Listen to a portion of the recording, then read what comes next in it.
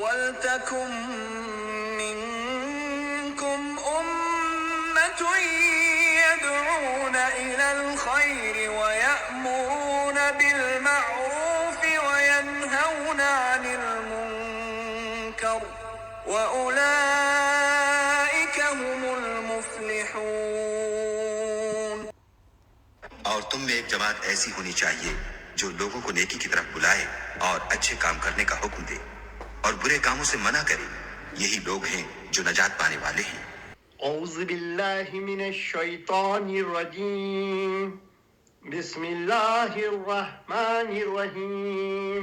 السلام علیکم رحمۃ اللہ وبرکاتہ۔ برادران اسلام، میں محمد یونس الدین فاروقی انڈیا سے آپ سب احباب کے سامنے ابلیس کے خاص کارندوں، جن کا دنیا میں دیندار ہونے کا بہت ڈنکا بجا ہوا ہے، ایسے منافقین کی اصلیت بتانے کی مشن امپاسبل میں محنت کر رہا ہوں۔ جسٹس جاوید اقبال نے ان سے کہا تھا، اقبال لعنت اللہ پر، تحقیقات پاکستان میں ممکن نہیں، یہ کام صرف بھارت سے ہو سکتا ہے، اور اسی بات سے مجھے تقویت ملتی رہی تھی۔ امین زبیری صاحب کی کتاب خد و خال اقبال فروشوں نے ان کی زندگی میں چھپنے نہیں دی تھی۔ ان کے انتقال کے 30 سال بعد چھپی بھی تو ساری کتابیں حکومت پاکستان نے خرید کر تلف کر دی تھی۔ اللہ نے ایک کتاب افتخار امام صاحب کے ذریعے ہم تک پہنچائی۔ مختلف اہل علم حضرات کا حاصل مطالعہ اقبال کے بارے میں۔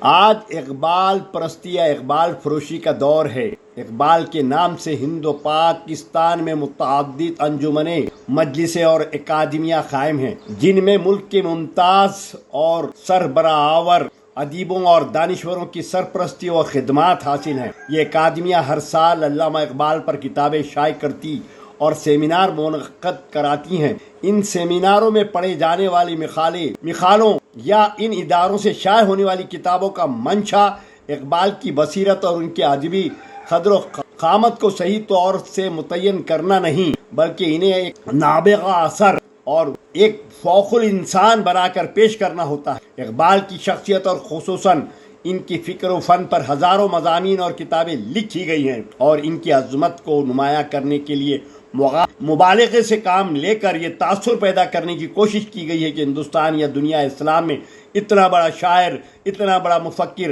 ایسا مخلص اور مستقل مزاج سیاستداں، ایسا عظیم رمز شناس سنت و قرآن آج تک پیدا نہیں ہوا۔ جب مشرقی اور مغربی فلسفے کا ڈاکٹر خلیفہ عبدالحکیم ایسا ماہر فکر اقبال کی تمہید میں ان کی حکمت و بصیرت کے اتنے مبالغہ آمیز پیرائے میں تعریف کرے کہ محمد حسین آزاد اگر آج زندہ ہوتے تو دیکھتے کہ اپنے ممدوح کی سر پر بقائے دوام کا تاج اس طرح رکھا جاتا ہے۔ یہ کتاب عیب کو ہنر میں تبدیل کرنے کی ایک شاہکار ہے۔ اس میں اقبال کے والد کی نوخواندگی کی اس طرح تعبیر کی گئی ہے کہ وہ نبی امی کی طرح امی تھے۔ نعوذ باللہ، یہ سرکار کائنات صلی اللہ علیہ وسلم کی کھلی توہین ہے۔ اقبال کا برہمن زادہ ہونا خود ثبوت کا محتاج ہے۔ ان انجمنوں کے تحت لکھی جانے والی دیگر تمام سوانح عمریوں اور تحقیقی مضامین کو یہی حال ہے۔ ایک دشواری اور ہے، ان انجمنوں اور اداروں کے بااقتدار ڈائریکٹرز نے تحدید و تحریض کی ایک ایسی آمرانہ فضا پیدا کر دی ہے کہ اقبال کے متعلق اپنی صحیح رائے ظاہر کرنے یا ان کی پوست کندہ حالات کو بے نقاب کرنے میں ہر محقق یا ناقد کا کلیجہ منہ کو آنے لگتا ہے۔ اردو کے بیشتر ادیب و دانشور کسی تعلیمی ادارے میں لیکچرر یا پروفیسر ہیں، کسی رسالے کے ایڈیٹر یا کسی ادبی اکادمی کے وظیفہ خوار ہیں۔ ایک طرف انعام و اکرام کی لالچ، دوسری طرف ادبی سوشل بائیکاٹ اور خسارے کا خطرہ، ہر عاقبت اندیش دانشور کو کافر کے بجائے مسلم بننے میں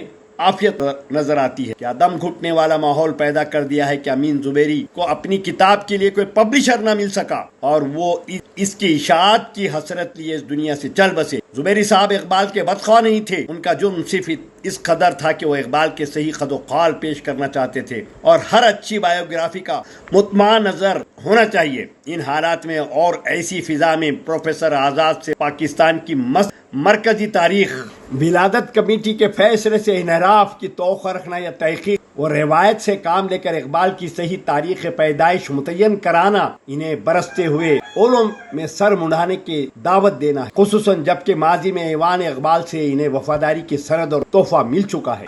یہاں یہ امر قابل غور ہے کہ اقبال کے سلسلے میں پاکستان میں جو آمیرانہ فضا ملتی ہے، اس کی وجہ سے کوئی محقق زور دے کر سچ بات کہنے سے گریز کرتا. سطور بالا میں سید محمود حسین اور یہاں ڈاکٹر حسن اختر کو یہ جرات نہیں ہوئی کہ وہ کھل کر حکومت کے متعین کردہ تاریخ ولادت کو غلط قرار دے. اقبال کی پیدائش سے لے کر ان کی وفات تک، بلکہ ان کی پیدائش سے پہلے ان کے نسب اور خاندانی حالات اور روایت کے بارے میں بھی ایسے من گھڑت قصے بیان کیے گئے ہیں اور انہیں مسلسل اور منظم طور پر اتنی بار دہرایا گیا ہے کہ اصل حقیقت جھوٹ اور سچ نظر آنے لگا. اس مختصر مضمون میں اقبال کی زندگی کے تمام اصل واقعات کا تجزیہ اور استفسار کرنا ممکن نہیں، اس لیے ایک دفتر پایا چاہیے. میں یہاں صرف اقبال کے والد کے اصل نام کو متعین کرنے کی کوشش کروں گا، جو اس مضمون کا عنوان وحید الدین صاحب نے لکھا ہے کہ لڑکپن میں شیخ نور الدین کئی سال تک اس نت کو پہنے پھرتے رہے. اس روایت سے ان کا نام نتھو پڑ گیا. یہ کئی سال تک تو وحید صاحب کے علامہ اقبال کا احترام ملحوظ رکھ کر لکھا ہے، جو ہو سکتا ہے بالغ ہو جانے کے پر بھی وہ اس نت کو پہنے پھرتے رہے ہوں. خاندان توہم پرستی کا شکار تھا، غریب تھا. پھر جس شخص کی ایک بعد دیگرے 10 اولادیں داغ مفارقت دے گئی ہوں اور جس کی ضعیف اعتقادی اپنے نور نظر کی زندگی اور اس کی طویل عمری کو نت کا کرشمہ سمجھتی ہو سکتا ہے میں جیتے جی اپنے لڑکے کو نت اتارنے کی اجازت نہ دی ہو.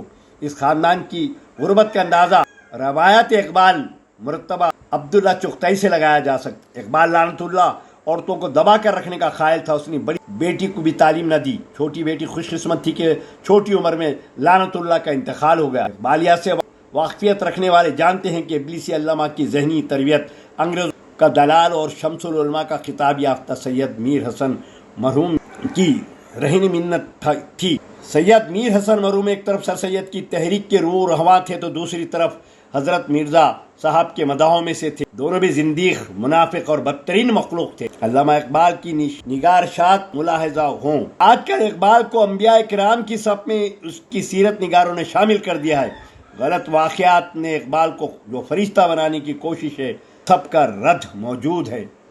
ابلیسی علامہ کی مذہبی تعلیم معمولی تھی. مولانا میر حسن سے عربی و فارسی زبان دانی حاصل کی تھی. علامہ خود معترف ہیں کہ میری مذہبی معلومات کا دائرہ نہایت محدود ہے. البتہ فرصت کے اوقات میں اس بات کی کوشش کیا کرتا ہوں کہ ان معلومات میں اضافہ ہو. میری عمر زیادہ تر مغربی فلسفے کے مطالعے میں گزری اور مغربی نقطہ خیال ایک حد تک طبیعت ثانیہ بن گیا ہے. دانستگی یا نادانستگی میں نقطہ نگاہ سے اسلام کا مطالعہ کرتا ہوں. خط بنام صوفی غلام مصطفیٰ تبسم 2 ستمبر 1925. مولانا سید سلیمان ندوی کو لکھتے ہیں کہ اگر میری نظر اس قدر وسیع ہوتی جس قدر آپ کی ہے تو مجھے یقین ہے کہ میں اسلام کی کچھ خدمت کر سکتا. فی الحال انشاءاللہ آپ کی مدد سے کچھ نہ کچھ لکھوں گا.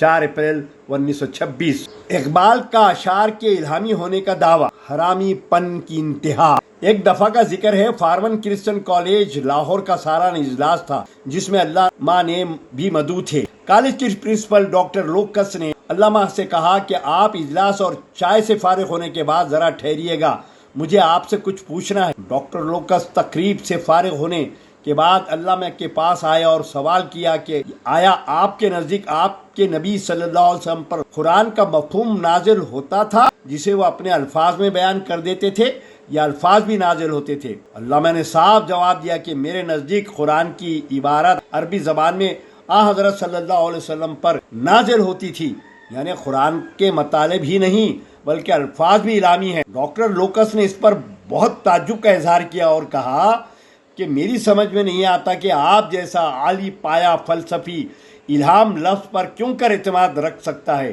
علامہ نے ارشاد فرمایا، ڈاکٹر صاحب میں اس معاملے میں کسی دلیل کا محتاج نہیں ہوں، مجھے تو خود اس کا تجربہ حاصل ہے. میں پیغمبر نہیں ہوں، محض شاعر ہوں. جب مجھ پر شعر کہنے کی کیفیت طاری ہوتی ہے تو مجھ پر بنے بنائے اور ڈھلائے شعر اترنے لگتے ہیں اور میں انہیں بیانہ نقل کر لیتا ہوں. بارہا ایسا ہوا کہ میں نے ان اشعار میں کوئی ترمیم کرنی چاہی، لیکن میری ترمیم اصل اور ابتدا نازل شدہ اشعار کے مقابلے میں بالکل ہیچ نظر آئی اور میں نے اشعار کو جوں کا توں رکھا.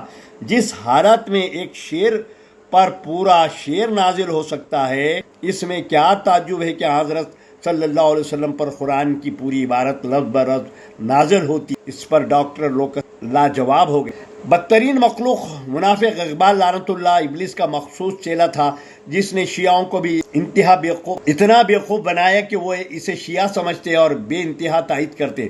قادیانیوں کو بھی بیوقوف بناتا رہا کہ قادیانی اس کے سیاسی عزائم میں بھرپور ساتھ دیتے رہے، حتیٰ کہ پنجاب اسمبلی میں MLA بنوا دیا۔ خبر پرستوں کو بھی اپنی شاعری و عمل سے خوب بیوقوف بنایا کہ 1893 میں قائم فرقہ بریلوی کے علماء آج بھی دن رات اس کی عظمت کے گن گاتے ہیں۔ محمد قاسم نانوتوی 1832 پیدائش 1880 انتقال، اور رشید گنگوہی 1826 1905 کے ذریعے 1866 میں قائم دیوبندی علماء کی تعریف کر کر کے دیوبندیوں کو اپنے جال میں پھنسا رکھا ہے۔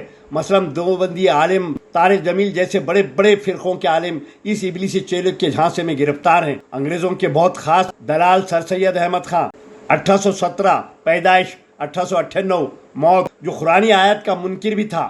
اقبال لعنت اللہ نے اس کی عظمت میں نظم لکھ ماری ہے۔ انگریزوں کا ایک اور دلال غلام احمد پرویز 1903 پیدائش 1985 موت، سیاسی ذہنی مریض صوفی سید ابو الاعلیٰ مودودی 1903 پیدائش 1979 موت، امریکہ کے چہیتے جامد احمد غامدی 1952 جیسے سینکڑوں انفرادی افراد بھی اس ابلیسی بچے کو اپنا رہبر و رہنما مان کر امت مسلمہ کو گمراہ کرنے میں اہم رول ادا کیے ہوئے ہیں۔ یہ وہی بدترین مخلوق زندیق و ملید شاعر اقبال لعنت اللہ ہے۔ میں ہی حق انا الحق ہوں اور اللہ مجھ میں سمایا ہوا ہے کہنے والے منصور الحلاج کو سچا کہتا تھا۔ منصور الحلاج کو وقت کی شرعی عدالت نے پھانسی کی سزا دی تھی، تو اقبال لعنت اللہ نے منصور الحلاج کی تائید کرتے ہوئے یہ کہا تھا کہ منصور کو سمجھا ہی نہیں گیا۔ اسلام سے بغاوت کر کے الگ ہونے والے بیائی فرقے کے مشہور ایرانی مبلغہ قرۃ العین طاہرہ کو بھی شرعی عدالت کے ذریعے پھانسی کی سزا دینے پر اقبال لعنت اللہ نے اعتراض جتاتے ہوئے طاہرہ کو بھی سچا کہا تھا۔ اقبال لعنت اللہ نے اپنی ایک نظم میں کارل مارکس کو پیغمبر بنا جبرائیل قرار دیا، گرو نانک کو نور ابراہیم کہہ کر تعریف کر کے سکھوں سے ہمدردی بٹوری ہے۔ خبر پرستوں کے مشرک باباؤں کی تعریف میں مشرکانہ نظمیں لکھی ہیں۔ ہندوؤں کے بھگوان رام کی تعریف میں بھی خلابیں ملائی ہیں۔ مکہ، مدینہ اور بیت المقدس سے اچھا ہندوستان کو مانا اور کہا سارے جہاں سے اچھا ہندوستان ہمارا۔ منافقت دیکھیے کہ پھر اسی ہندوستان سے علیحدگی کی مانگ کر ڈالی۔ سقوط حیدرآباد دکن انڈیا کے ذمہ دار سوامی رامانند تیرتھ کی تعریف میں نظم لکھ ماری۔ سارے انڈیا میں گندگی میں مشہور گنگا ندی کی عظمت میں نظم لکھ ڈالی۔ انگریزوں کے خاص الخاص دلال شاعر اقبال لعنت اللہ تخیل کی وادیوں میں بھٹکتا پھرتا رہا تھا۔ تخیل کی وادیوں میں بھٹکنے والے شاعر کو امت مسلمہ پر مسلط کرنے والوں پر بھی میرا شدید غصہ ہے، خاص کر اپنے آپ کو حضرت علی رضی اللہ تعالیٰ کی 41ویں نسل سے ہونے کا دعوے دار اور اپنی اہمیت جتانے کے لیے کہنا کہ میری پیدائش سے 4 سال قبل ایک بزرگ کی میرے باپ کو خوشخبری دیتے ہوئے میرا نام ابو الاعلیٰ رکھنے کی وصیت کر گئے تھے۔ پرانے خیالات کے حامل کمیونسٹ نان میٹرک سیاسی ذہنی مریض صوفی ابو الاعلیٰ مودودی پر جس نے حرامی فطرت اور خود غرض بدترین مخلوق اقبال لعنت اللہ کو ساری دنیا کے مسلمانوں پر مسلط کر دیا۔ اللہ کہتا ہے شاعروں پر بھروسہ بھٹکے ہوئے لوگ ہی کرتے ہیں۔ 26واں سورہ شورہ آیت نمبر 224۔ میری علمی تحقیقات کی بنیاد اور قرآن و حدیث کے احکامات کی روشنی میں لکھے گئے اس مضمون پر کسی بھی ایمانی حرارت رکھنے والے مسلم، خاص کر شریف و معصوم جماعت اسلامی کو ابلیسی علامہ اقبال لعنت اللہ وہ بھٹکے ہوئے سیاسی ذہنی مریض منکر حدیث صوفی مودودی کے حق میں علمی دلائل و احکامات الہیہ و احکامات رسول اللہ صلی اللہ علیہ وسلم کی ریسرچ کو غلط ثابت کرتے ہوں تو میں شکریہ کے ساتھ اپنی اصلاح کرنے کے لیے تیار ہوں، یا آپ لوگ اپنی اصلاح کر لیں۔ جزاک اللہ۔ علامہ اقبال لعنت اللہ سے سارے پردے اٹھ چکے ہیں۔ وہ انسانیت، وہ اسلام دشمن زندیق و ملک تھا۔ میں دنیا بھر کے معصوم دیندار مسلمانوں سے اپیل کرتا ہوں کہ جتنی جلدی ہو سکے ابلیسی علامہ اقبال لعنت اللہ کی نئے سرے سے اسٹڈی کریں اور حق کو پہچانتے ہوئے توبہ و استغفار کر لیں، ورنہ قرآن میں اللہ نے 83 آیتوں میں جنت دوزخ کی سینکڑوں احکامات بتلائے ہیں اور گنہگاروں کو سخت پیاس کی حالت میں جہنم کی طرف ہانک کر لے جائیں گے۔ سورہ مریم آیت نمبر 86۔ من جانب ستیہ ویر علامہ professor Mohammad Yunus Uddin Farooqui, MSc maths, university 5 topper, B.Ed، socio scientist, research scholar اور ماہر جنسیات، داعی اسلام، حجۃ الوداع کا مبلغ، اللہ کا سپاہی، غلام رسول، رائٹر، نکاح دعوت فکر، اسلام، علامہ اقبال اور پاکستان، اللہ کے چھپے دشمن منافقین و اقبال فروشوں کی موت۔ دنیا کا اکلوتا ماہر اقبال لعنت اللہ، نیشنل لیول فٹ بال کھلاڑی، ایتھلیٹ و دیگر sports person, chief promoter Muhammadiya education and economical international mission فی سبیل اللہ۔ میرا نعرہ ہے law for all, sir for all, hatred for evil and dual.